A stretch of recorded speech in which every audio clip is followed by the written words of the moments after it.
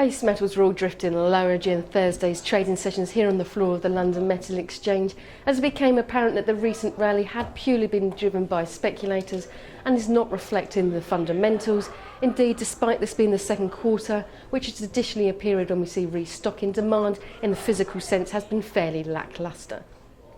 Copper then is struggling, failed to get above $5,000 per tonne, and in fact in today's sessions dropped to its cheapest since April the 19th, when it fell under $4,800 per tonne, and is currently trading around these levels here, albeit in fairly subdued trading conditions, with around 11,000 lots changing hands on select so far.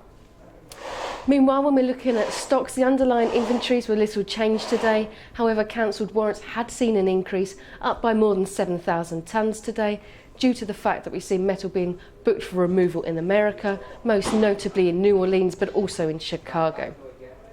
In the spreads, the benchmark cash to threes remain in a backwardation of around about $14, and there is the potential for some further tightness due to the fact that we see one large warrant holder in both the TOM and the cash positions in the 50 to 79% bracket.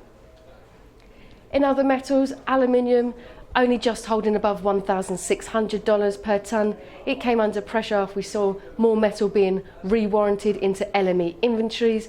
We saw Vlissingen in particular see a notable increase in metals being taken out of the queue and being put back on warrant. This is due to the fact that we're hearing that there are some warehouse incentives to be had.